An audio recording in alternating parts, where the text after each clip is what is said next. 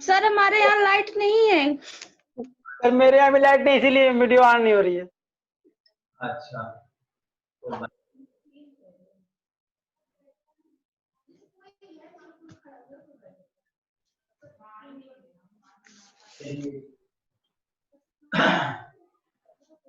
आज हम आपके साथ ईयरली क्वेश्चन डिस्कशन करेंगे।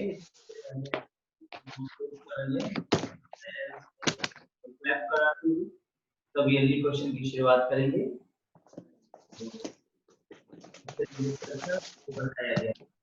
सर आवाज रुक रुक के आ रही, फंस जा रही बीच में। अच्छा तब नेटवर्क इशू होगा कुछ। इस समय आप लोग हमारी आवाज को पा रहे हैं? Yes sir. जी सर। ओके, क्योंकि आपको कुछ सूचनाएं मैं दे दूं। सुप्रीम कोर्ट ने अभी एग्जामिनेशन और नीट की परीक्षाओं को कराने के लिए सितंबर माह में बात की। इसके साथ ही साथ सुप्रीम कोर्ट ने फैसला रिजर्व कर दिया है कि यूजीसी का मैटर था अंतिम परीक्षाओं के संबंध में। अंतिम वर्ष के बच्चों की परीक्षाएं कराया जाए या ना कराया जाए इस संबंध में काफी विवाद था, लेकिन इसमें जहां तक है फैसला इस यूजीसी के पक्ष में आएगा, क्योंकि यूजीसी ने साफ कह दिया है कि अंतिम वर्ष की परीक्षाएं जो है वो बिना हुए किसी को डिग्री नहीं दी जाएगी। तो जाहिर सी बात है कि यूजीसी इस फैसले के पक्ष में, यूजीसी के पक्ष में, सॉरी सुप्रीम कोर्ट यूजीसी के पक्ष में फैसला सुनाएगा। और अगर ऐसा होता है तो आप ये मान लीजिए कि आपकी परीक्षा अब नियर हो, क्योंकि एक दो परीक्षाएं अगर हुई हैं, बीएड की परीक्षा हुई और एंट्रेंस की परीक्षाएं हुई, तो जाहिर सी बात है परीक्षाएं हो रही हैं, इसलिए हल्के में मत लीजिए, परीक्षाएं होने की संभावना है। और परीक्षाएं 2 से 3 महीना नवंबर अंत या फर्स्ट वीक ऑफ दिसंबर तक हो जाएंगी, इसलिए मन लगा के पढ़ाई करिए, बिल्कुल ब्रेक मत करिए, कोई प्रकार का लूजनेस नहीं आना चाहिए पढ़ाई। क्लियर? Okay yes sir. बरोबर। मैंने भी आपको बताया कि मैं अभी आप लोगों के साथ एक रिवीजन रखने जा रहा हूँ, क्योंकि आप में से जो लोग हैं जो प्रॉपर क्लास नहीं ले पाए हैं और कुछ लोग हैं जिन्होंने बीच से एडमिशन लिया, हल्का विशेष रूप से आपसे कहा जाएगा संजय आप एक मिनट में भले क्लास पहले हुआ था, तो आपका ये चीजें रिवीजन नहीं है और बेहतर है कि आज की क्लास में रिवीजनल क्लास रखा है, तो आज मैं सारी चीजों को रिवीजन कर दूंगा, इसमें फिर से एक ताजगी आ जाए और आप लोग नेक्स्ट डे से पूरी क्लास टाइम पर पूरी चीजें देख लीजिए। ठीक है, तो मैं रिवीजन शुरू करने जा रहा हूँ और आप सब लोग जो है अपनी साइड से म्यूट करके बेहतर रूप से रिवीजन को देखना शुरू करें। मैं इसी का एक वीडियो भी रिकॉर्ड कर दे रहा हूँ जो यूट्यूब पे डाल दूंगा। ऑलराइट, ठीक है। यस।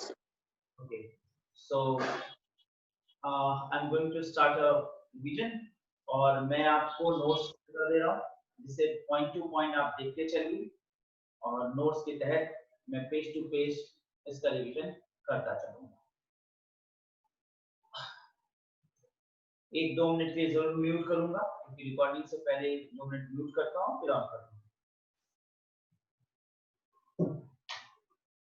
आपके साइड आप लोग म्यूट कर लीजिए।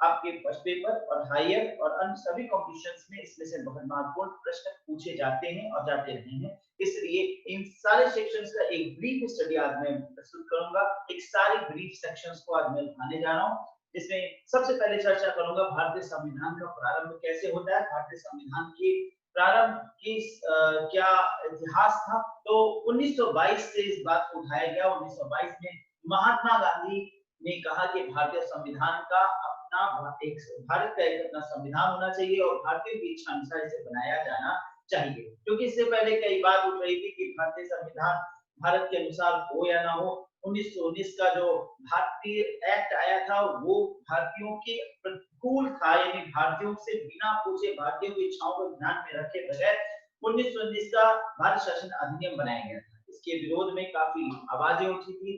1919 में डलिया वाले कांड और कई एक ऐसी बातें हुई जिसने अंग्रेजों से हमें काफी दूर कर दिया था और ब्रिटिशर्स के विरोध में काफी आवाजें बुलंद होने लगी। तभी यह बात उठी कि भारतीयों का अपना एक संविधान होना चाहिए जो भारतीयों की इच्छा अनुसार होना चाहिए। यह बात सर्वप्रथम महात्मा गांधी ने उठाया, जिसके तहत काफी समय के बाद जब यह स्पष्ट हो जाता है कि देश को आजाद कर दिया जाएगा, तो 1946 में 9 दिसंबर को संविधान सभा की प्रथम बैठक हुई, जिसके अस्थायी अध्यक्ष डॉक्टर सच्चिदानंद सिन्हा को बनाया गया। 2 दिन के पश्चात 11 दिसंबर 1946 को एक स्थायी सदस्य डॉक्टर राजेंद्र प्रसाद को नियुक्त किया गया संविधान सभा के लिए। और इसी के तहत 13 दिसंबर 1946 को जवाहरलाल नेहरू ने उद्देश्य प्रस्ताव के साथ संविधान सभा के आधारभूत सिद्धांतों व लक्ष्यों का उल्लेख किया। संविधान के आधारभूत सिद्धांत व लक्ष्यों का निर्माण किया, बनाने की नींव रखी, जिसके अनुसार 5 समितियां गठित की गई। पहले समिति थी संघ शासित समिति, दूसरी प्रांतीय संविधान समिति, तीसरी संघ शासित कहा जाए संघ संविधान समिति और चौथी थी मूल अधिकारों व अल्पसंख्यकों आदि से संबंधित परामर्श समिति और पांचवी थी प्रारूप समिति। 30 जून 1947 को ब्रिटिश सरकार द्वारा प्रकाशित की गई योजना के अनुसार देश का विभाजन स्वीकार कर लिया जाता है और विभाजन के उपरांत संविधान सभा की सदस्य संख्या 324 से घटकर 324 हो गई, जो प्रारंभ में 379 थी। 29 अगस्त 1947 को संविधान सभा ने प्रारूप समिति की नियुक्ति की और डॉक्टर भीमराव अंबेडकर को समिति का अध्यक्ष चुना गया। 26 नवंबर 1949 को संविधान अंतिम रूप से सभा द्वारा पारित कर दिया गया और 26 जनवरी 1950 से इसे लागू कर दिया। इस प्रकार देखें तो कुल 2 वर्ष 11 माह 18 दिन का समय संविधान को निर्मित करने में लगा। याद रखने के दृष्टिकोण से आप हमेशा इसको याद रखिए कि 3 साल में 12 दिन कम, क्योंकि आपको 2 वर्ष 11 माह 18 दिन भूल जाने वाली बात होगी, इससे नोट कर लीजिए माइंड में 3 साल में 12 दिन कम। कुल मिला के 114 दिनों तक इसकी चर्चा होती रही संविधान के प्रारूप पर। सबसे इंपॉर्टेंट था प्रारूप ड्राफ्ट, जिस पर 114 दिन इस संविधान सभा में चर्चा हुई। अब प्रश्न उठता है कि संविधान जो कि 26 नवंबर 1949 को बन के तैयार हो गया था, तो उसे वेट क्यों किया गया 26 जनवरी 1950 तक? 2 महीने तक क्यों इंतजार करने की बात?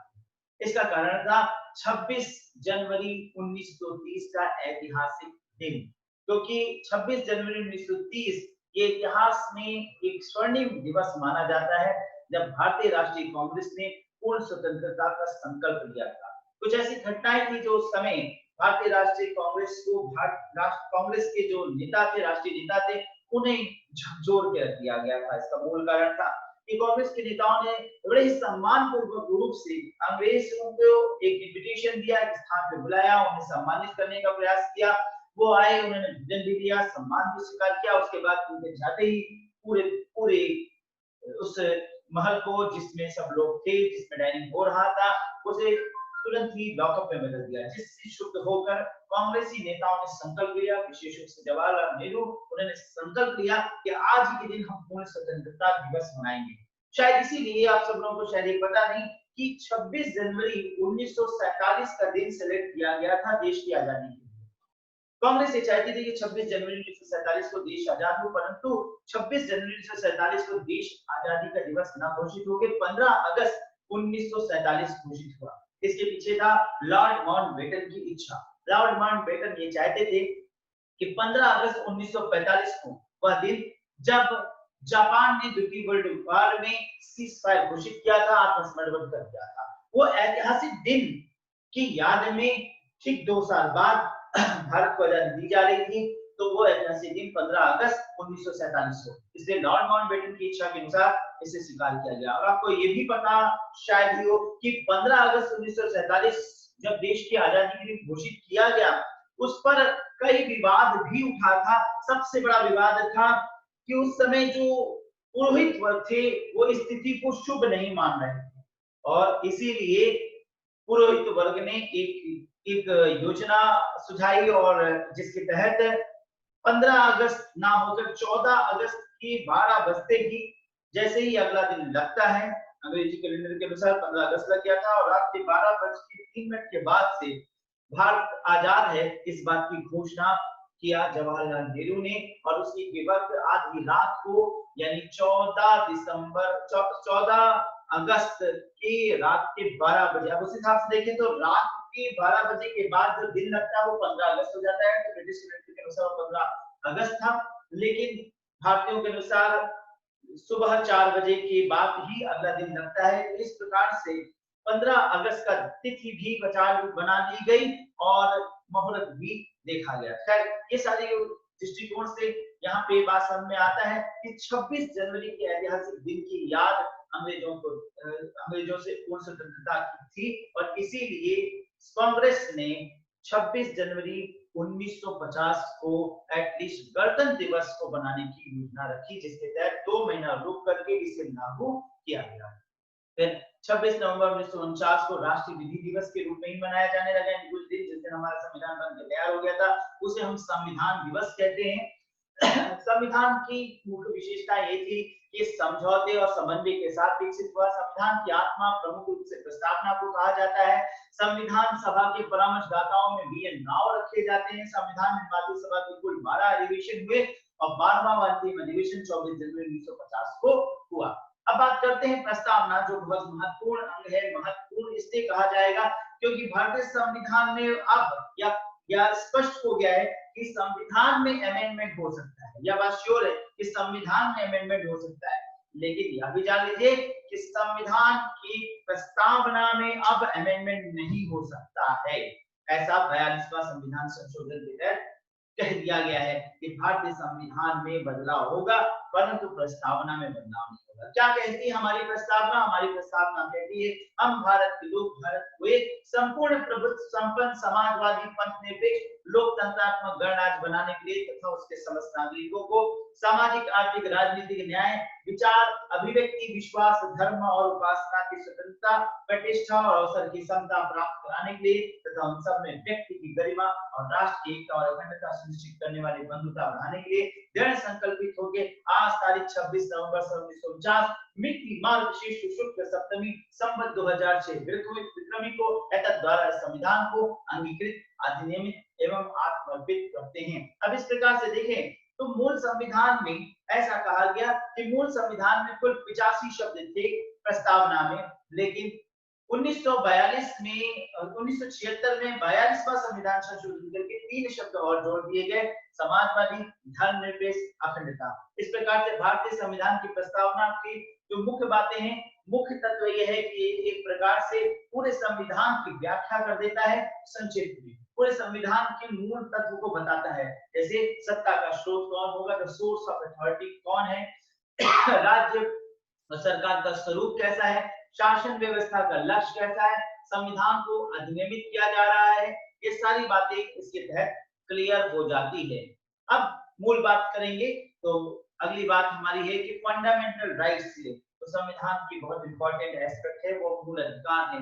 ये मूल अधिकार भाग 3 में सम्मिलित किया गया है। जो मूल अधिकार भारत में संविधान में लिखा गया वो अमेरिका के मूल अधिकारों से लिया गया है। अमेरिका के संविधान में मूल अधिकारों का वर्णन हुआ है, उसके बाद भारत में मूल अधिकारों का वर्णन किया गया है। मूल अधिकार यानी जनता के कुछ राइट्स हैं वो दिए गए। प्रारंभ में 7 राइट्स थे, लेकिन बाद में राइट यानी संपत्ति के अधिकार को निश्चित कर दिया गया, हटा दिया गया और इसे 6 मूल अधिकारों में बदल दिया गया। अब नागरिकों के लिए कुल 6 मूल अधिकार रखे गए हैं। पहला है समानता का अधिकार जो अनुच्छेद 14 से 18 तक है, फिर स्वतंत्रता का अधिकार जो अनुच्छेद 19 से 12 तक है, फिर शोषण के विरुद्ध अधिकार जो 23-24 में कहा गया, फिर धार्मिक स्वतंत्रता का अधिकार जो अनुच्छेद 25 से 28 में कहा गया, फिर संस्कृति और शिक्षा संबंधी अधिकार जो अनुच्छेद 29 और 30 में, और संवैधानिक उपचारों का अधिकार जो अनुच्छेद 32 से 35 में वर्णित करते हैं। इनमें कुछ महत्वपूर्ण अनुच्छेदों का वर्णन करूंगा। सबसे पहले अनुच्छेद 14। अनुच्छेद 14 कहता है कानून के समक्ष सभी समान हैं। फिर अनुच्छेद 15 इसमें कहा गया धर्म, नस्ल, जाति, लिंग या जन्म स्थान के आधार पर भेदभाव का निषेध किया जाएगा।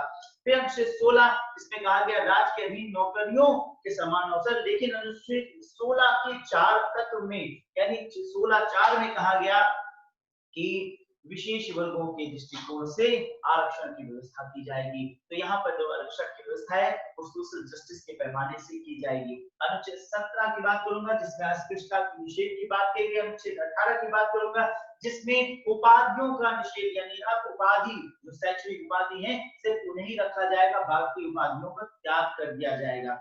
उसके बाद स्वतंत्रता के अधिकार के तहत अनुच्छेद 20 की बात करूंगा, वेरी इंपॉर्टेंट है। इसमें कहा गया अपराधों के लिए दोष सिद्धि के विषय में संरक्षण है, यानी किसी व्यक्ति को उस समय तक अपराधी नहीं ठहराया जा सकता जब तक कि उसने अपराध के समय के लागू किसी कानून का उल्लंघन ना किया हो। फिर अनुच्छेद 21 की बात करूंगा जिसमें व्यक्तिगत स्वतंत्रता और जीवन की सुरक्षा की बात की गई है। किसी व्यक्ति को उसके जीवन तथा दैहिक स्वाधीनता से विधि द्वारा स्थापित प्रक्रिया को छोड़कर अन्य किसी प्रकार से वंचित नहीं किया जा सकता। इसमें जीवन के अधिकार में आवास के अधिकार को भी सम्मिलित किया गया है। और अब 44वें संविधान संशोधन 1978 द्वारा जीवन और व्यक्तिगत स्वतंत्रता के अधिकार को समाप्त और सीमित नहीं किया जा सकता, स्पष्ट कर दिया गया। अनुच्छेद 22 की बात करूंगा, बंदीकरण की अवस्था में संरक्षण की बात कही गई है। बंदी बनाने के कारण किसी को बताए बिना किसी व्यक्ति को अधिक समय तक बंद नहीं रखा जा सकता। अनुच्छेद 23 कहता है मानव के दुर्व्यवहार और बलात्कार का प्रतिषेध है। अनुच्छेद 24 कहता है कारखानों आदि बालकों में नियोजन का प्रतिषेध है। 25 कहता है अंतःकरण की, धर्म को अबाध रूप से मानने की, आचरण करने और प्रचार करने की स्वतंत्रता। 26 कहता है धार्मिक कार्यों की प्रबंध की व्यवस्था। 27 में कहा गया है किसी विशेष धर्म की अभिवृद्धि के लिए करों के संदाय के बारे में स्वतंत्रता, यानी टैक्सेस में छूट होगा अगर आप उस धर्म के विकास के लिए अपना पैसा डोनेट करना चाहते हैं। ये काला धन का मुख्य स्वरूप बनता है क्योंकि इसी के तहत बड़े बड़े राजा राम रहीम जैसे बहुत से लोग पैदा हुए और आज भी हो रहा है। इस अनुच्छेद के माध्यम से ही ब्लैक मनी को व्हाइट किया जा रहा है। ये अनुच्छेद अमेंडेड होना चाहिए, लेकिन संविधान में जो कहा गया उसके तहत अभी तक इस पर विचार नहीं किया जा रहा है क्योंकि इसमें भारी घोटाला बड़े बड़े वर्ग का है। खैर बहरहाल आगे बात करते हैं। अनुच्छेद 27 कहता है किसी भी विशेष धर्म की अभिवृद्धि के लिए करों की स्वतंत्रता। 28 कहता है कुछ शिक्षा संस्थाओं में धार्मिक शिक्षा व धार्मिक उपासना में उपस्थित होने की स्वतंत्रता। अनुच्छेद 29 कहता है अल्पसंख्यक वर्गों के हितों का संरक्षण। 16(4) के बाद अनुच्छेद 29 जो कि विशेष प्रकार से आरक्षण की बात करता है संरक्षण के माध्यम से। यहाँ पर अल्पसंख्यक वर्गों के लिए संरक्षण की बात करी गई। अनुच्छेद 30 कहता है शिक्षा संस्थाओं की स्थापना और प्रशासन करने का अल्पसंख्यक वर्गों का अधिकार है। अनुच्छेद 31 कहता है संपत्ति का अनिवार्य अर्जन जिसे अब निरसित कर दिया गया है, यानी अब निकाल के बाहर कर दिया गया है। अब बात करते हैं संवैधानिक उपचारों का अधिकार जो अनुच्छेद 32 में कहा गया, जिसके तहत ये मूल अधिकार जो आपको दिए गए हैं इसे बचाने के लिए, इसके संरक्षण के लिए संविधान है। संवैधानिक उपचार मतलब संविधान आपका उपचार करता है, रेमेडीज देता है, दवा देता है। आप सीधा सुप्रीम कोर्ट में जाकर के अपने मूल अधिकारों के संरक्षण के लिए रिट दाखिल कर सकते हैं। 5 प्रकार के रिट दाखिल कर सकते हैं।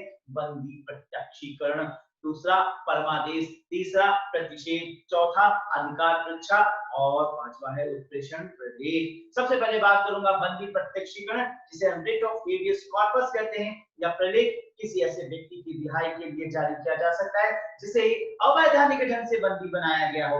ऐसे व्यक्ति द्वारा न्यायालय में प्रार्थना किए जाने पर न्यायालय उस व्यक्ति को हिरासत में लेने वाले अधिकारी को आदेश देता है कि वो बंदी व्यक्ति को न्यायालय के समक्ष प्रस्तुत करे। यदि उसके बंदी बनाए जाने का कारण व्यक्तिपूर्ण नहीं है तो वह उस व्यक्ति को तुरंत रिहा करने का आदेश जारी करता है। यह प्रलेख सरकारी अधिकारियों के अतिरिक्त निजी संगठनों और साधारण व्यक्तियों के विरुद्ध भी जारी किया जा सकता है। साधारण व्यक्तियों के विरुद्ध का मतलब हो गया कि पति द्वारा पत्नी को भी अगर घर में अवरुद्ध कर लिया गया, भाई द्वारा बहन को भी रोका जाने लगा, तो पिता द्वारा बेटी को भी बाहर जाने से रोक दिया गया, तो ऐसे में यह हेबियस कॉर्पस के अधिकार क्षेत्र के अंतर्गत आता है, क्योंकि दैहिक स्वतंत्रता का हनन हो रहा है। इसके बाद है परमादेश प्रलेख, जिसमें यह कहा गया कि प्रलेख किसी व्यक्ति अथवा सार्वजनिक संस्था को उसके सार्वजनिक दायित्वों तथा कर्तव्यों का पालन कराने के लिए जारी किया जाता है, किंतु यह आदेश किसी स्व विवेकीय कर्तव्य के निर्वहन के लिए नहीं दिया जा सकता। यानी अगर कोई अधिकारी अपने कर्तव्यों को करने से मना करे, ना कर रहा हो, तो उसे परम आदेश कराने के लिए न्यायालय आप जा सकते हैं। और यहाँ पर लेकिन यह कहा गया कि स्वविवेकी अधिकार अगर किसी अधिकारी को है तो जबरदस्ती नहीं किया जा सकता। स्वविवेकी अधिकार जैसे कि जज को होता है, जैसे कि मैजिस्ट्रेट को होता है, कि वह अपने स्वविवेक के अनुसार कोई फैसला लेता है तो उसके फैसले को स्वीकार किया जाता है। इस दृष्टिकोण से उसके फैसले के खिलाफ उससे जबरदस्ती कार्य कराने के लिए कोर्ट नहीं आदेशित करेगा, परमादेश नहीं करेगा। इसके बाद दो विशेष प्रकार के रिट ऑफ शशुराय, जिसे हम उत्प्रेषण प्रलेख कहते हैं, और रिट ऑफ प्रोहिबिशन, जिसे हम प्रतिषेध प्रलेख कहते हैं। तो रिट ऑफ शशुराय की बात करते हैं। यह रिट उच्च न्यायालय द्वारा निम्न न्यायालय अथवा प्राधिकरण को उसमें विचाराधीन किसी मामले से संबंधित अभिलेखों को उच्च न्यायालय में विचार करने हेतु भेजने का आदेश है, या उस समय जारी किया जाता है जब कोई निम्न न्यायालय अथवा प्राधिकरण क्षेत्राधिकार के बिना अथवा अपने क्षेत्राधिकार से अधिक अथवा प्राकृतिक न्याय के सिद्धांत के विरुद्ध कार्य कर रहा हो, या उसने नियत क्षेत्राधिकार का प्रयोग करने से इस प्रकार कर रहे हो के विरुद्ध रिट का प्रयोग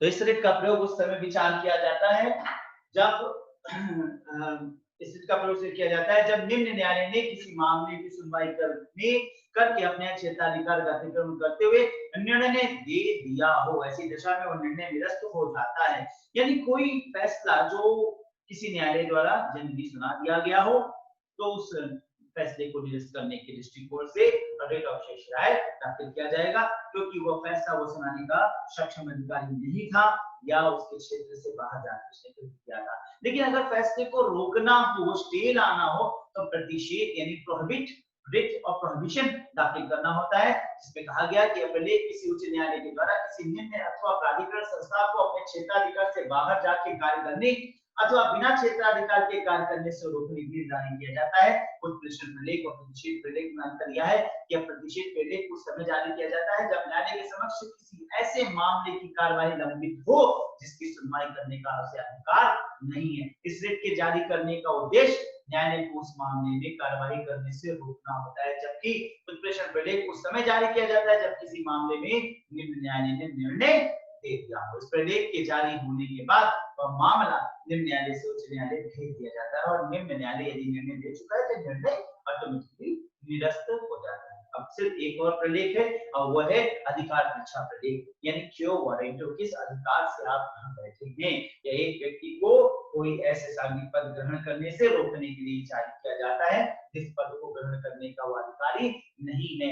ऐसी निषेधाज्ञा जारी करते हुए न्यायालय उस पद को उस समय तक रिक्त घोषित कर सकता है जब तक न्यायालय उस द्वारा उसका निर्णय ना हो जाए। एक प्रकार से स्पष्ट है कि ये पांचों रिट अधिकारों का संरक्षण है, यानी ये अधिकार बचाते हैं कि जनता के क्या अधिकार हैं। तो मैंने आपको यहाँ पर ये बताया कि ये रिट कितने महत्वपूर्ण है, रिटों के द्वारा कितने महत्वपूर्ण कार्यों को सृजित किया जा सकता है। और इस रिट के अलावा आप कुछ अन्य बातों पर चर्चा करूंगा।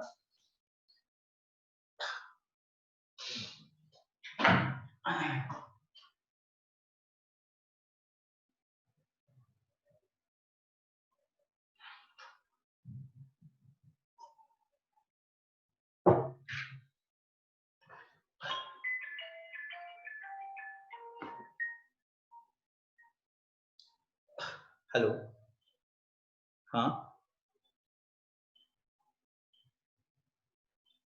जी जी हाँ।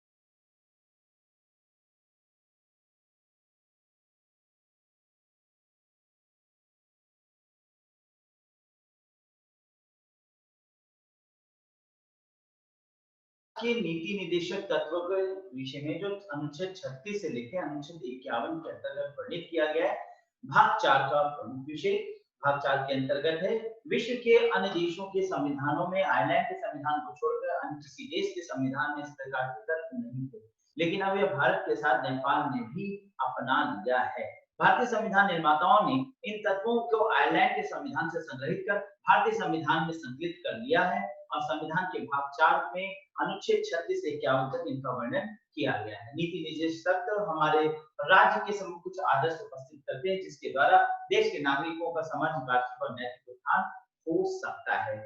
संविधान की प्रस्तावना द्वारा भारत के नागरिकों को स्वतंत्रता, समानता और न्याय प्रदान करने का लक्ष्य इन आदर्शों के द्वारा पूरा होता है। एक्चुअली ये आदर्श एक निदेशक हैं, तत्व हैं जो राज्य को नैतिकता के सूत्र देते हैं, देश में स्वस्थ और वास्तविक प्रजातंत्र की स्थापना की दिशा में प्रेरणा देने वाले हैं। इन तत्वों की प्रकृति संबद्ध में संविधान की धारा 37वीं धारा में कहा गया कि इस भाग 4 में दिए गए उपबंधों को किसी न्यायालय के द्वारा बाधित नहीं किया जा सकता, किंतु फिर भी इसमें दिए गए तत्व देश के शासन में मूलभूत स्थान रखते हैं और विधि निर्माण में इन तत्वों का प्रयोग करना राज्य का कर्तव्य माना जाएगा। तो जिस प्रकार से मूल अधिकार दिए गए, जिसमें मूल अधिकार दिए गए जनता को, उसी प्रकार से राज्य की में शासक को राजनीतिक व्यवस्था के अंतर्गत शासक को कहा गया कि उसके क्या कर्तव्य होंगे यानी उसको कैसे सरकार चलानी है।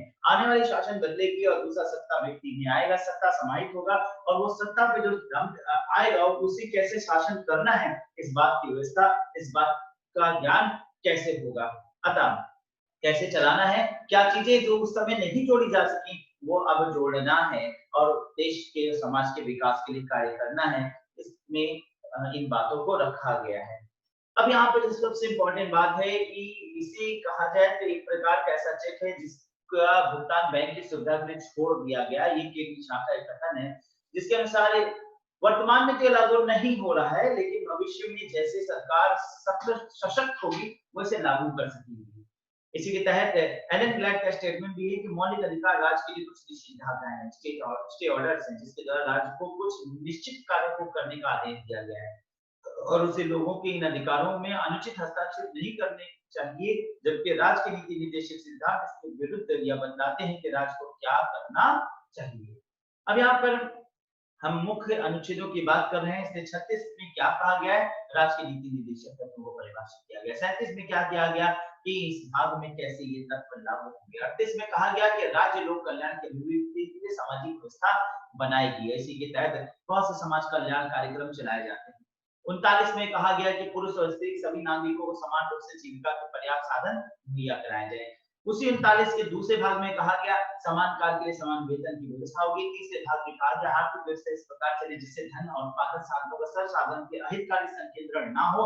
चौथे भाग में कहा गया कि समुदाय के भौतिक संसाधनों का इस प्रकार बांटा जाए जिससे सामूहिक विकास हो सके। इसी में 40वें में कहा गया अनुच्छेद 40 कहता है कि ग्राम पंचायतों का संगठन किया जाए। यहीं से ग्राम पंचायतों का संगठन की बात संविधान की स्थापना के समय कह दी गई, आगे चलकर इसे स्थापित किया गया। त्रिस्तरीय ग्राम पंचायत संगठन की स्थापना हो चुका है। 41 अनुच्छेद 41 में कहा गया कि कुछ दशाओं में काम, शिक्षा, लोक सहायता पाने का अधिकार, इसके तहत ग्रामीण रोजगार गारंटी स्थापित किया गया। 42 अनुच्छेद 42 कहता है काम की न्याय संगत मानवोचित दशाओं की प्रसूति सहायता उपवन, यानी प्रसूति सहायता उपवन, मैटरनिटी लीव जैसी चीजें 42 से लाई गई। 43 में कहा गया कर्मकारों के निर्वाह मजदूरी तय किया जाएगा और 43 के ही काम में कहा गया उद्योग के प्रबंध में कर्मकारों का भाग लेना तय किया जाए कि किस प्रबंध में कैसे कर्मकार कार्य करेंगे। 44 में कहा गया नागरिकों के लिए समान सिविल संहिता होगी। सिर्फ गोवा को छोड़ के सारे देश में, देश के 28 राज्यों में, 9 संशासित प्रदेशों में, सिर्फ गोवा को छोड़ दें तो 27 राज्य और 9 संशासित प्रदेशों में अब समान सिविल संहिता यानी एक कॉमन कोड लागू होगा।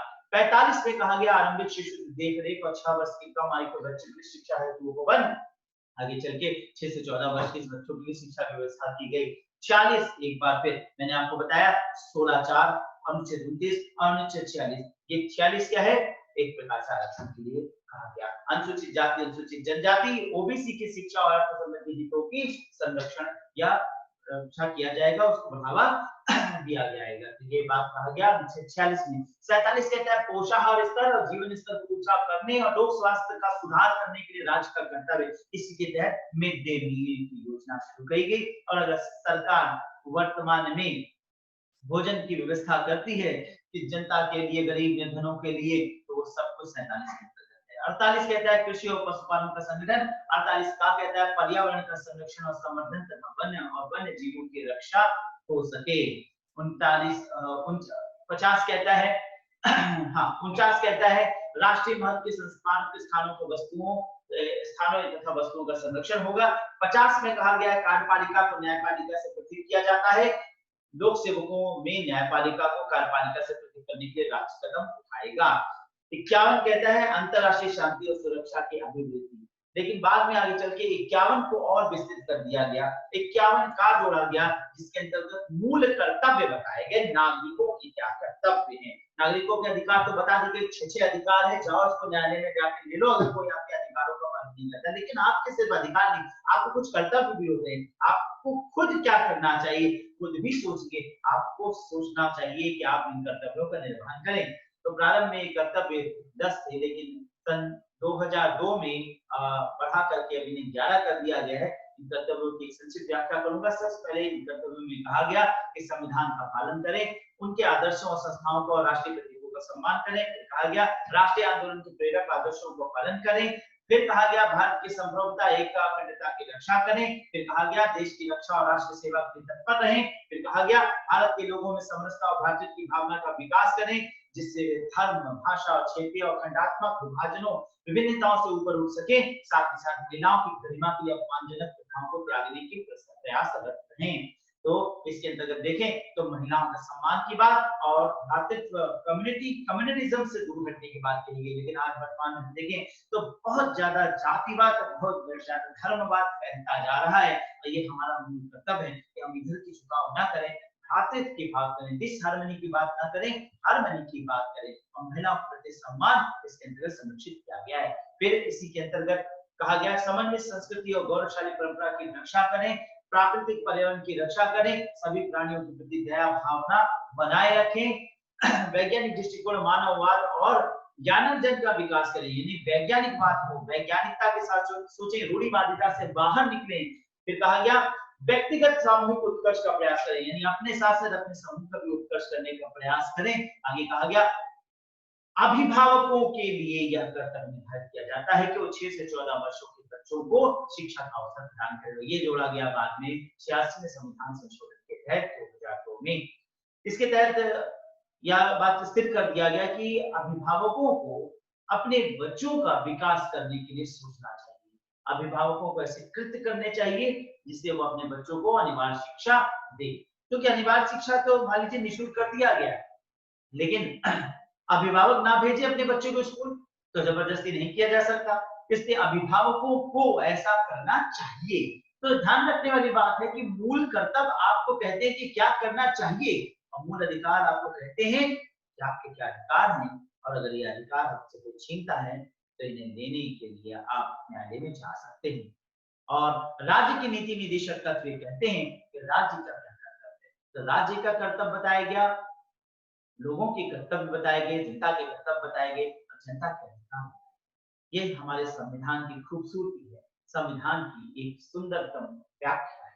संविधान को व्यक्त किया गया कि कैसा हमारा संविधान है, हमारे इस संविधान को बेहतर रूप से हम समझें, इस संविधान को बेहतर रूप से हम जानें। अगर अपने संविधान को हम प्रेम करें तो हमें बहुत सा ज्ञान मिलता है, और मैं समझता हूँ कि हमारे देश के हर नागरिक को अपने संविधान का पालन करना चाहिए, हमारे संविधान को गीता समझ के, कुरान समझ के अध्ययन करना चाहिए, क्योंकि ये संविधान हमें हमारे कर्तव्य बताता है, हमें हमारे अधिकारों को बताता है और शासकों को बताता है कि उनकी क्या नियमावली होनी चाहिए, क्या निर्देशन होना चाहिए। इसी संविधान में राजनीतिक व्यवस्था का भी वर्णन किया गया है। मैं एक संक्षिप्त में बहुत जल्दी एक राजनीतिक व्यवस्था का भी वर्णन करने जा रहा हूँ। भारतीय संविधान की राजनीतिक व्यवस्था क्या है, तो चलिए बात करते हैं सबसे पहले इसके संघीय का स्वरूप को। संघीय कार्यपालिका का अध्यक्ष कौन होगा, राष्ट्रपति होगा। अब राष्ट्रपति की ही चर्चा शुरू करता हूँ। कौन होगा राष्ट्रपति? राष्ट्रपति वो व्यक्ति बनेगा जो भारत का नागरिक हो, जिसने 35 वर्ष का आयु पूरा कर लिया हो और लोकसभा के सदस्य निर्वाचित होने की योग्यता रखता हो। राष्ट्रपति का चयन कैसे होगा? तो राष्ट्रपति का चयन इलेक्टोरल कॉलेज द्वारा होगा, निर्वाचन मंडल द्वारा होगा। इसका मतलब है कि प्रत्यक्ष रूप से जैसे हम प्रधानमंत्री का इलेक्शन करते हैं, वैसे हम राष्ट्रपति का इलेक्शन नहीं करेंगे। राष्ट्रपति का सिलेक्शन या इलेक्शन करने के लिए वो लोग चयनित होंगे जिन्हें हमने चुन लिया है। हमारे द्वारा चुने गए प्रतिनिधि जाकर राष्ट्रपति का इलेक्टोरल कॉलेज निर्मित करेंगे। अब इस इलेक्टोरल कॉलेज में कौन होगा, कौन कौन इसमें सम्मिलित हो सकता है? तो इसमें संसद के दोनों सदनों के निर्वाचित सदस्य होंगे, राज्य के विधानसभाओं और 77वें संविधान संशोधन द्वारा संघीय क्षेत्रों की विधानसभाओं। अब संघीय क्षेत्रों में दो ही विधानसभा है, पांडिचेरी और दिल्ली, तो पांडिचेरी और दिल्ली के भी विधायक सम्मिलित होंगे। इस प्रकार से यहाँ पे देखा जाए तो 28 राज्य और 2 और राज्य कौन से हो गए? संघ शासित राज्य, यानी पांडिचेरी और दिल्ली। विधानसभाओं के दृष्टिकोण से 30 विधानसभाएं हो गए। इलेक्टेड यानी नॉमिनेटेड नहीं, इलेक्टेड मेंबर्स इसमें होंगे और इसके साथ साथ राज्यसभा और लोकसभा के सदस्य होंगे। इस प्रकार से 32 सदनों का एक व्यवस्था, एक साथ मीटिंग होगी, एक साथ ये लोग जाएंगे और अपने वोटिंग कास्ट करेंगे। राष्ट्रपति का वोटिंग का जो सिस्टम है जो होगा वो एकल संक्रमणी मत प्रणाली के अनुसार होगा। एकल संक्रमणी मत प्रणाली मैंने पूरी व्याख्या वीडियो में कर रखा है, आगे आप लोग देख लीजिएगा, साधारण रूप से व्याख्या करूंगा। एकल संक्रमणी मत प्रणाली यानी कि सिंगल ट्रांसफरेबल वोटिंग सिस्टम है और ये आनुपातिक प्रतिनिधित्व पे आधारित होगा, यानी रिप्रेजेंटेटिव होगा अनुपात के अनुसार। कितने लोगों के बीच में कोई विधायक या सांसद चुन के आया है उसकी उसी हिसाब से वैल्यू बनाई जाएगी और वो अपने पसंद के अनुसार अगर जितने लोग हैं उनको अपनी वरीयता क्रम में सजाएंगे और सर्वाधिक जो वरीय व्यक्ति होगा उसी क्रम के अनुसार उसकी वैल्यू कोट की जाएगी। बड़ा सुंदर फिनोमेना बनता है। इसके द्वारा जो सबसे ज्यादा लोकप्रिय, सबसे ज्यादा पसंदीदा व्यक्ति होगा, इस प्रकार से देखें तो सोशियोमेट्रिक का एक बहुत सुंदर उदाहरण राष्ट्रपति के चयन के संबंध में कहा गया। राष्ट्रपति के संबंध में अनुच्छेद 39-59 में वेतन भत्ता के संबंध में कहा गया सबसे ज्यादा बड़ा वेतन इसी का होगा, इन्हें 5 लाख रुपए मासिक मिलेगा। जब ये रिटायर हो जाएंगे तो वेतन का आधा यानी 2.5 लाख रुपए और इनकी सुविधाओं के अनुसार इन्हें वेजेस दिया जाएगा। राष्ट्रपति अगर हटना चाहे तो वो अपना त्यागपत्र उपराष्ट्रपति को दे सकता है और वो कैसे हट सकता है? अगर उसकी मृत्यु हो जाती है और अगर वह महाभियोग द्वारा हटाया जाता है। तो महाभियोग द्वारा कैसे हटाया जा सकता है? महाभियोग की प्रणाली के अंतर्गत अनुच्छेद 61 कहता है, इस पर मैंने पूरा एक वीडियो निर्मित किया है, फिर भी संक्षिप्त में बताऊंगा। इसमें कई क्रम में बातें उठेंगी। सबसे पहले चाहे किसी भी एक सदन द्वारा, राज्यसभा या लोकसभा द्वारा 1/4 मेंबर द्वारा वहां के अध्यक्ष को एक नोटिस दिया जाएगा जिसमें राष्ट्रपति के खिलाफ महाभियोग लगने के संबंध में व्याख्या होगी। फिर उसी सदन द्वारा 2/3 बहुमत से एक मत पारित होगा। अगर ये मत पारित हो जाता है तो राष्ट्रपति को के खिलाफ महाभियोग लग जाएगा। महाभियोग लगने के बाद राष्ट्रपति पर अब महाभियोग पर विचार करने के लिए दूसरा सदन में ये नोटिस जाएगी, राष्ट्रपति के महाभियोग लगाया गया है। उस सदन में इस पर बहस होगा। इस बहस में राष्ट्रपति आकर अपने विचार भी रख सकता है। राष्ट्रपति के खिलाफ एक राष्ट्रपति के इस महाभियोग की जांच करने के लिए समिति बनाई जा सकती है और समिति अपने विचार रखेगी और अंतोगत्वा दूसरे सदन द्वारा 2/3 बहुमत के साथ फिर से मत प्रणाली मतदान होगा और अगर 2/3 बहुमत कह देती है कि राष्ट्रपति संविधान का अवहेलना करते हुए पाया गया तो राष्ट्रपति को संविधान के कदाचार के आरोप ग्रसित होते हुए महाभियोग पारित करते हुए महाभियोग लग जाएगा और राष्ट्रपति पदच्युत हो जाएगा, यानी पद से उसी वक्त हटा दिया जाएगा। राष्ट्रपति को पद उसी वक्त छोड़ना होगा। आपातकाल के विषय में भी थोड़ी चर्चा कर लेते हैं। आपातकाल भारत में 1961, 1962, 1971, 1975 3 बार लगा। अब आपातकाल कैसी स्थिति होगी? आपातकाल की स्थिति के अनुसार देखें तो राष्ट्रपति सबसे सशक्त व्यक्ति हो जाता है। जहां हमारे संविधान में कहीं पे इन्हें राष्ट्रपति बहुत शक्तिशाली नहीं दिखता, लेकिन आपातकाल के समय में जब प्रधानमंत्री राष्ट्रपति से कहता है कि अब मैं इस व्यवस्था को, देश की व्यवस्था को नहीं देख पा रहा हूँ, लॉ ऑर्डर नहीं बना पा रहा हूँ, तो ऐसे में राष्ट्रपति के पास पूरी शक्ति समाहित हो जाती है। राष्ट्रपति 18 दुर्ग हो जाता है और राष्ट्रपति द्वारा दिए गए सारे आदेश, सारे बिल पास माने जा सकते हैं। ऐसी कंडीशन हो सकती है और ऐसा अगर हुआ तो 6 महीने की इसकी इंक्वायरी होगी और 1 साल के बाद अगर राष्ट्रपति को ऐसा लगता है कि अभी समाधान नहीं हुआ है तो ये राष्ट्रपति अनंत काल तक बढ़ा सकता है। अब इस प्रकार से सूचीगत दुरावेश ग्रसित कोई राष्ट्रपति आ जाता है तो फिर भारत का काल कैसा होगा? इसीलिए श्री कामत और श्री सिब्बललाल सक्सेना द्वारा भारतीय संविधान में आपातकाल को एक धब्बा माना गया है और यह कहा आपातकाल शर्मनाक दिन है और ईश्वर भारतीयों की रक्षा करें। श्री हरि कृष्ण कामत ने इस संबंध में यह व्याख्या किया है। आपातकाल स्थिति एक ऐसी स्थिति की उद्घोषणा है जब राष्ट्रपति में सारी शक्तियां निहित हो जाती हैं और राष्ट्रपति कुछ क्षणों के लिए स्वयं भू बन जाता है और वह चाहे तो अधिनायक बनकर राष्ट्र सर्वाधिकार प्राप्त कर सकता है। अब बात करते हैं मंत्री परिषद और प्रधानमंत्री की। तो अनुच्छेद 74 में कहा गया है, संविधान के अनुच्छेद 74 में कि भारत में एक राष्ट्रपति, एक प्रधानमंत्री होगा और राष्ट्रपति को उसके कार्यों को संपादन करने में सहायता करेगा और उसको परामर्श देने के लिए मंत्री परिषद होगा जिसका प्रधान एक प्रधानमंत्री होगा। आर्टिकल नंबर 75 में कहा गया प्रधानमंत्री की नियुक्ति राष्ट्रपति करेगा और अन्य मंत्रियों की नियुक्ति राष्ट्रपति के द्वारा प्रधानमंत्री के परामर्श होगी।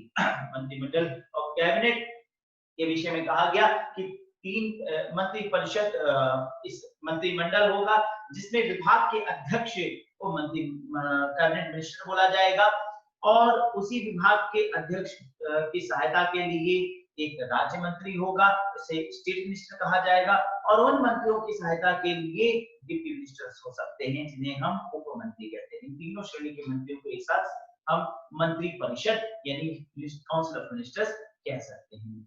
इसके बाद लोकसभा की बात करेंगे। लोकसभा जो अनुच्छेद 31वें लोकसभा के संबंध में ये कहा गया कि इसमें सदस्य संख्या कितनी होगी, तो प्रारंभ में 500, उसके बाद इस सदस्य संख्या को बढ़ाया गया और वर्तमान में 552 से अधिक नहीं हो सकती, जिसके अनुसार 545 लोकसभा सदस्य अभी हैं जिसमें 530 राज्यों से और कितने राज्य, वर्तमान में 28 राज्य हैं, 530 28 राज्यों से और 13 सदस्य संघीय क्षेत्रों से यानी 9 संघीय क्षेत्रों से हो गया।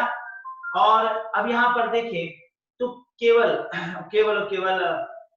2 ऐसे सदस्य होते हैं 543 प्लस 2 जो एंग्लो इंडियन समुदाय के प्रतिनिधि होते हैं जिन्हें डायरेक्ट राष्ट्रपति नॉमिनेट भी कर सकता है अगर कोई चुनकर नहीं आया है। अब यहाँ पर देखें तो लोकसभा के सदस्यों की योग्यता, the qualification of the members of the Lok Sabha की बात करें तो इनकी आयु 25 वर्ष या इससे अधिक नहीं होनी चाहिए। सॉरी 25 वर्ष या इससे अधिक हो सकती है, यानी कि जिस प्रकार से राष्ट्रपति के लिए कहा गया 35 वर्ष, यहाँ पर कहा जाए तो लोकसभा के लिए 25 वर्ष मिनिमम रखा गया, और ये भारत के एक नागरिक हो और किसी भी लाभ के पद को धारण ना करते हो और किसी भी न्यायालय द्वारा पागल ना ठहराए गए हो, ना दिवालिया घोषित किया गया हो। कार्यकाल इन टर्म की बात किया जाए तो 8 इनमें टर्म 5 वर्ष का होता है, और वर्तमान में देखा जाए तो अब तक 8 बार ऐसा हो चुका है जो लोकसभा समय से पूर्व भंग हुई है, और वो कब कब 1970 में, 1977 में, 79 में, 84 में, 89 में, 91 में, 97 में, 99 में ऐसा हो चुका है। अधिवेशन के संबंध में तो लोकसभा और राज्यसभा के अधिवेशन राष्ट्रपति द्वारा बुलाए जाते हैं, स्थगित किए जाते हैं। इस संबंध में नियम यह है कि लोकसभा 1 वर्ष में 2 बार बैठक के बीच 6 माह से अंतर नहीं होना चाहिए। संयुक्त अधिवेशन आर्टिकल नंबर 108 में कहा गया कि जब किसी विवाद का मुद्दा हो, क्या विवाद हो सकता है, जैसे दूसरे सदन द्वारा विधेयक अस्वीकार कर दिया गया और विधेयक पर किए जाने वाले संशोधन के बारे में दोनों सदनों में अंतिम सहमति नहीं बन पा रही है, तो दूसरे सदन को विधेयक प्राप्त करने की तारीख बीत जाने की से विधेयक पारित किए बिना 6 माह या अधिक बीत गया हो, तो ऐसी सब स्थितियों में संयुक्त अधिवेशन लगाया जा सकता है। संयुक्त अधिवेशन की अध्यक्षता लोकसभा का अध्यक्ष करता है, और संयुक्त अधिवेशन में विधेयक के भाग का निर्णय दोनों सदनों के समस्त उपस्थित दोनों सदनों के भाग लेने वाले सदस्यों के बहुमत से होता है।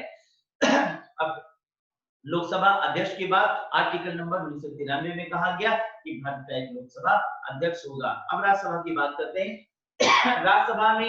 राज्यसभा में कुल मिलाकर के 250 सदस्य हो सकते हैं, जिसमें वर्तमान में 245 सदस्य हैं और 12 सदस्य ऐसे हैं जो राष्ट्रपति द्वारा मनोनीत किए जाते हैं विभिन्न क्षेत्रों के।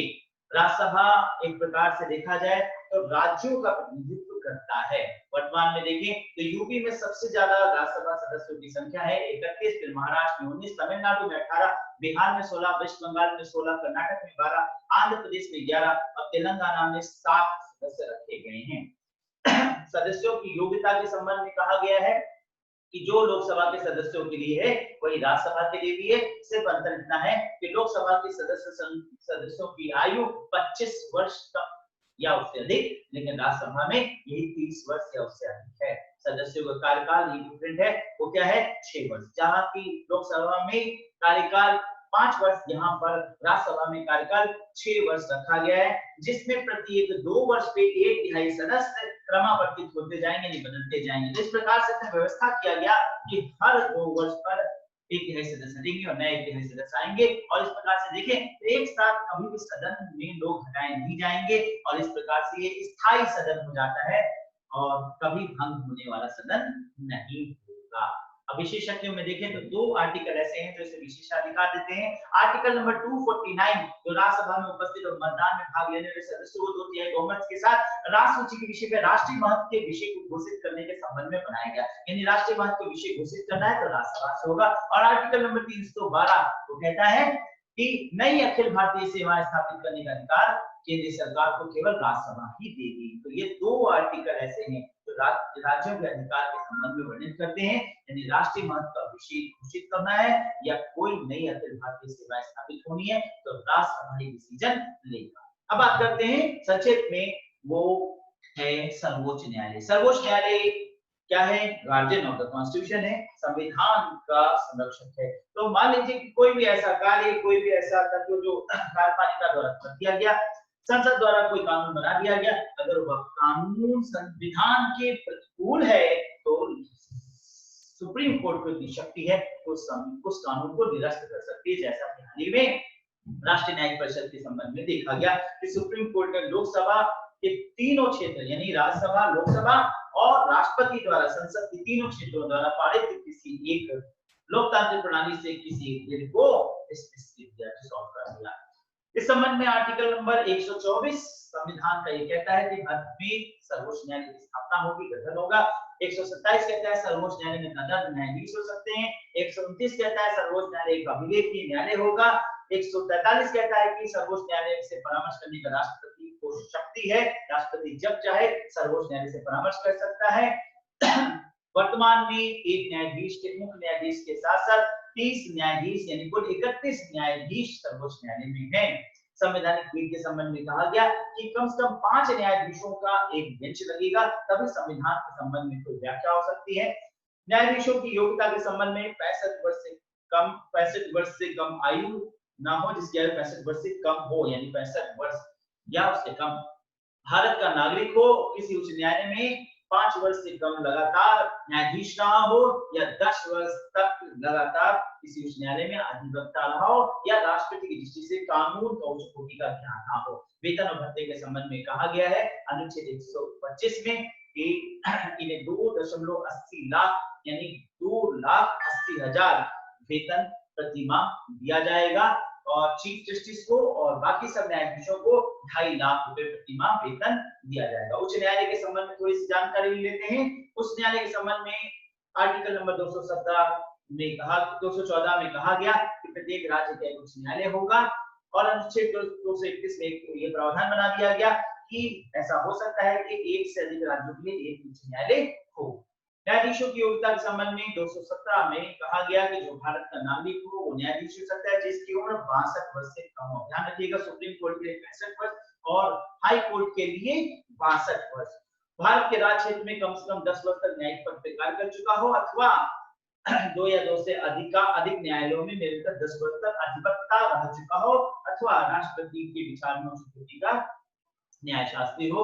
वेतन भत्ते के संबंध में कहा गया कि मुख्य न्यायाधीश को 2.50 लाख यानी 2,50,000 और अन्य न्यायाधीशों को 2.25 लाख के साथ साथ अन्य तमाम भत्ते सुविधाएं देंगे। वर्तमान में देश में 25 उच्च न्यायालय हैं, और यह 25 उच्च न्यायालय यानी कि अब देखें तो देश में 28 राज्य हैं, लेकिन 25 उच्च न्यायालय वर्णित किए गए हैं। 28 राज्य हैं और 25 उच्च न्यायालय।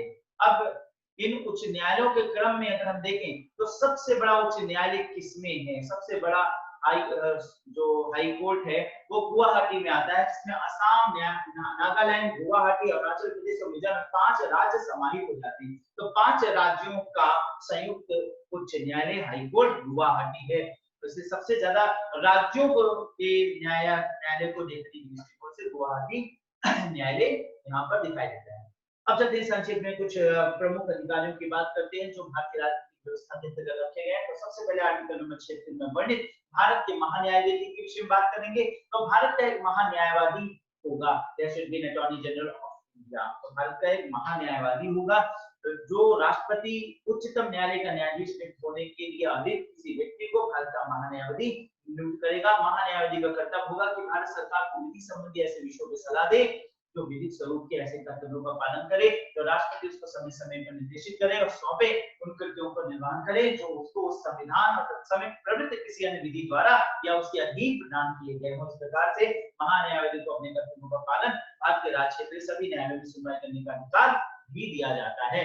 महान्यायवादी राष्ट्रपति के प्रसाद पर्यंत पद धारण करता है और वो पारिश्रमिक प्राप्त करता है जो राष्ट्रपति निर्धारित करे। एक प्रकार से देखें तो प्राइवेट वकील और गवर्नमेंट सरकार, केंद्र सरकार का प्राइवेट वकील। और जिस प्रकार से महान्यायवादी का दर्जा केंद्र में होता है, आर्टिकल नंबर 165 में राज्य के महाधिवक्ता की बात की गई है। प्रत्येक राज्य का राज्यपाल उच्च न्यायालय के न्यायाधीश नियुक्त होने के अतिरिक्त किसी व्यक्ति को राज्य का महाधिवक्ता नियुक्त करेगा।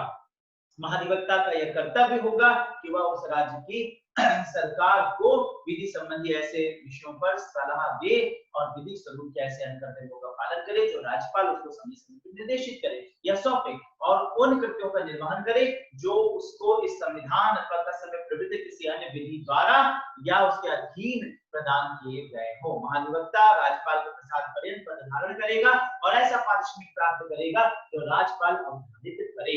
इस प्रकार से ठीक जैसे महान्यायवादी वैसे ही जो राज्यों में महाधिवक्ता का रोल अदा होता है। अब एक और अधिकारी भारत का नियंत्रक महालेखा परीक्षक कंप्ट्रोलर एंड ऑडिटर जनरल। वर्तमान में भारत के कंप्ट्रोलर ऑडिटर जनरल 8 अगस्त को बदले गए हैं। 8 अगस्त को जीसी यानी गिरीश चंद्र मुर्मू जो कि जम्मू एंड कश्मीर राज्य के गवर्नर थे, उन्हें अभी हाल ही में कंप्ट्रोलर और ऑडिटर जनरल के रूप में सीजी के रूप में नियुक्त किया गया है। आर्टिकल नंबर 148 में भारत के नियंत्रक और महालेखा परीक्षक का वर्णन किया गया है। इसमें कहा गया प्रत्येक राज्य जो भारत का नियंत्रक महालेखा परीक्षक नियुक्त किया जाता है अपना पद ग्रहण कर प्रत्येक व्यक्ति जो भारत का नियंत्रक महालेखा परीक्षक नियुक्त किया जाता है। अपना पद ग्रहण करने से पहले राष्ट्रपति या उसके द्वारा इस निमित्त नियुक्त व्यक्ति के समक्ष तीसरी अनुसूची में प्रयोजन के दिए गए प्रारूप के अनुसार शपथ लेता है व प्रतिज्ञान करता है। नियंत्रक महालेखा परीक्षक जिसे राष्ट्रपति नियुक्त करता है। नियंत्रक महालेखा परीक्षक का वेतन और सेवा के संबंध में कहा गया कि संसद विधि द्वारा अवधारित करेगा और जब तक वे इस प्रकार अवधारित नहीं की जाती तब तक ऐसी होगी जो दूसरी अनुसूची में होगी। लेकिन संसद बदल नहीं सकता है जिस उस व्यक्ति को जो संसद मतलब बदलाव तो ला सकता है इनके वेतन भत्तों में, लेकिन उस वक्त तत्कालीन जो सीएजी होगा उस पर ये लागू नहीं होगा, नए आने वाले सीएजी पर ये लागू होगा। इस प्रकार से सीएजी एक प्रकार से पूरा कार्यालय पूरे प्रकार के सरकार के कार्यों पर, सरकार के सभी प्रकार की जो भी वित्त का आय व्यय हो रहा है उसकी जांच करने का एक ऑडिटर होगा। अब सीएजी का जो कार्यभार होगा उसका पेमेंट होगा वो भारत के संचित निधि से दिया जाएगा। संचित निधि क्या होता है? संचित निधि के संबंध में यही कहा जा सकता है कि जिस प्रकार से अंठी का पैसा मतलब एक महत्वपूर्ण कोष है जिसे हम जल्दी नहीं खर्च करते, यानी जिसे हम सर्वप्रथम रूप से संचित करते हैं। तो जैसे ही आपकी आय होती है आप सबसे पहले महत्वपूर्ण मदों में पैसा रखते हैं, उसी प्रकार से सरकार अपनी आय का सबसे महत्वपूर्ण मदों में संचित निधि को सबसे पहले रखता है, जिससे महत्वपूर्ण पदों पर होने वाले व्यक्तियों के ऊपर व्यय किया जाएगा। अब बात करते हैं एक अन्य व्यक्ति, अन्य पद जो है गवर्नर, राज्यपाल के विषय में। आर्टिकल नंबर 153 में राज्यपाल का वर्णन किया गया कि भारत के प्रत्येक राज्य के लिए एक राज्यपाल होगा और इसी में कहा गया कि वो एक से अधिक राज्यों में राज्यपाल नियुक्त हो सकता है। राज्यपाल को राज्य की कार्यपालिका शक्ति निहित होगी। आर्टिकल नंबर 155 में राज्यपाल की नियुक्ति के संबंध में कहा गया कि राज्य के राज्यपाल को राष्ट्रपति अपनी हस्ताक्षर मुद्रा से अधिपत्र द्वारा नियुक्त करेगा और इसकी पदावधि राज्यपाल राष्ट्रपति की इच्छा पर्यंत कार्य करेगा। राज्यपाल राष्ट्रपति को संबोधित अपने हस्ताक्षर सहित लेख द्वारा अपना पद त्याग सकेगा, यानी राज्यपाल को नियुक्ति राष्ट्रपति करेगा और राष्ट्रपति को ही वो अपना कहा जाए तो त्याग पत्र देगा। इस अनुच्छेद के पूर्वगामी उपबंधों के अधीन रहते हुए राज्यपाल अपने पद ग्रहण की तारीख से 5 वर्ष की अवधि तक पद धारण करेगा, यानी 5 वर्ष तक की अवधि तक रह सकता है। उसके बाद पुनः अगर राष्ट्रपति चाहता है तो उसे आगे बढ़ा सकता है। अब यहाँ पर राज्यपाल तो एक इम्पोर्टेंट व्यक्ति है। राज्यपाल के विषय में मैंने आपको बताया कि राज्यपाल अब एक प्रकार से केंद्र के द्वारा एक प्रशासक हो जाता है जो कि भेजा जाता है राज्यों के रूप में तो राज्यपाल और प्रशासक के रूप में संघ शासित प्रदेशों में। संघ शासित प्रदेशों के विषय में थोड़ी सी बात कर लिया जाए तो अनुच्छेद 239 में संघ राज्य क्षेत्रों के प्रशासन का वर्णन किया गया, जिसमें अनुच्छेद 239 का में दिल्ली को विशेष संघ राज्य क्षेत्र घोषित किया गया, जिसके लिए विधानमंडल विधान मंत्रिपरिषद दोनों नियुक्त हुए और दिल्ली के संबंध में यही कहा जा सकता है कि उसे अर्ध राज्य का दर्जा प्राप्त है। वर्तमान में कुल 9 संघ शासित प्रदेश हैं भारत में। चंडीगढ़, दादरा व नगर हवेली, दमन and Diu, Lakshadweep, Puducherry, Delhi, Andaman Nicobar island, Jammu and Kashmir और लद्दाख। चंडीगढ़ एकमात्र ऐसा संघ शासित क्षेत्र है जो 2 या 2 से अधिक भारतीय राज्यों पंजाब और हरियाणा की राजधानी है। 2 संघ शासित प्रदेश दिल्ली व पुडुचेरी में अपने निर्वाचित विधानसभा व मंत्रिमंडल है। दिल्ली एकमात्र ऐसा संघ शासित क्षेत्र है जिसका अपना स्वयं का उच्च न्यायालय है। अगस्त 2019 में भारत की संसद में जम्मू और कश्मीर पुनर्गठन अधिनियम 219 पारित किया गया और इस अधिनियम में जम्मू और कश्मीर राज्य को 2 केंद्र शासित प्रदेशों में पुनर्गठित करने का प्रावधान किया गया, जिसमें से एक को जम्मू और कश्मीर तथा दूसरे को 31 अक्टूबर 2019 को लद्दाख कहा गया। अब इन संघ शासित प्रदेशों में जो एलजी की स्थिति होती है और एडमिनिस्ट्रेटर, उसकी बात करते हैं तो अंडमान निकोबार में एलजी हैं एडमिरल डीके जोशी। चंडीगढ़ में एडमिनिस्ट्रेटर के पद पर श्री वीके सिंह बैंडोर है। दादर और नगर हवेली और दमन और दीव में संयुक्त रूप से 2 संघ शासित प्रदेशों के एडमिनिस्ट्रेटर के रूप में श्री प्रफुल्ल पटेल। दिल्ली के एलजी अनिल बैजल, जम्मू और कश्मीर में श्री मनोज सिन्हा एलजी और लक्षद्वीप में एडमिनिस्ट्रेटर के पद पे श्री दिनेश्वर शर्मा। पुडुचेरी में एलजी हैं किरण बेदी और लद्दाख में एलजी हैं श्री राधा कृष्णन माथुर। तो ये मैंने आपको बताया कि संघ शासित प्रदेशों में किस प्रकार से नियुक्ति होती है और किस प्रकार से इन्हें रखा जाता है। तो अब चलते हैं, बात करते हैं मुख्य चुनाव आयुक्त की।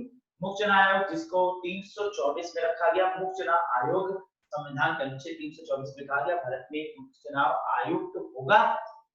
मुख्य चुनाव आयोग में प्रारंभ में सिर्फ एक ही चुनाव आयुक्त होता था, आगे चल के इसे 3 चुनाव आयुक्त बना दिए गए, जिसमें एक मुख्य चुनाव आयुक्त और उसकी सहायता के लिए 2 चुनाव आयुक्त रख दिए गए।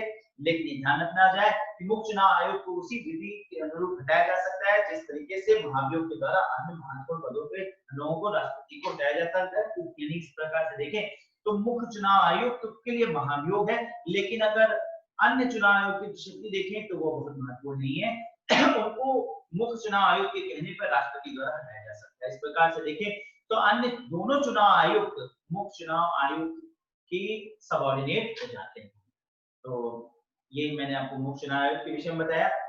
थोड़ी सी चर्चा योजना आयोग के विषय में करता हूँ। योजना आयोग जो नेहरू काल में बनाया गया था, ये माना गया कि ये सरकार की एक संवैधानिक इकाई नहीं है, बल्कि ये एक सरकार की इकाई है जो थिंक टैंक के लिए कार्य करती है।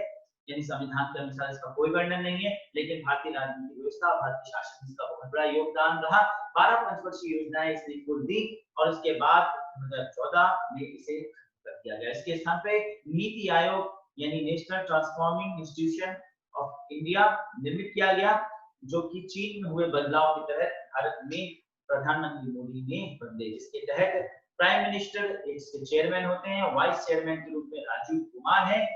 इसमें ये समझ लीजिए कि अभी तक जो योजना आयोग में नहीं होता था, यानी कि मुख्यमंत्रियों से सलाह लेना, वो इसके अंतर्गत है। यानी मुख्यमंत्री इसमें बाकायदे बैठ सकते हैं, इसके सदस्य होते हैं। इसके अलावा दिल्ली और पुडुचेरी के भी मुख्यमंत्री इसमें बैठ सकते हैं, और एलजी जो जितने संशासित प्रदेशों के वो नहीं हो सकते, वो बैठ सकते हैं। इस प्रकार से यहाँ पर मुख्यमंत्रियों को सम्मान दिया गया और इसके साथ ही साथ देश के रिसर्चर्स और शिक्षाविदों को भी यहाँ पर अपनी बातों को कहने के लिए निमंत्रित किया गया है। ये मैंने अभी आपको संपूर्ण वर्णन बताया, यानी भारतीय संविधान व्यवस्था और भारतीय राजनीतिक व्यवस्था। आशा है आपको ये आज का वीडियो मेरा पसंद आया होगा। मैंने प्रयास किया है संक्षिप्त में सारी बातें कह देने का, सारी बातें को लो करके एक ही वीडियो के अंतर्गत पूरे संविधान को और राष्ट्रीय राजनीतिक व्यवस्था को पढ़ने के लिए। पसंद आए तो जरूर कमेंट कीजिए, लाइक करिए, शेयर करिए, सब्सक्राइब करिए और बेल आइकन दबाइए ताकि कोई भी नया वीडियो जो मैं आपको डालूं आपको तुरंत ही पहुंच जाए। और जल्दी मैं कुछ और भी भाग के साथ आपसे मुलाकात करूंगा, नए संविधान पर नए प्रश्नों की चर्चा, नए मुद्दे पर चर्चा के साथ। तब तक के लिए धन्यवाद, नमस्कार।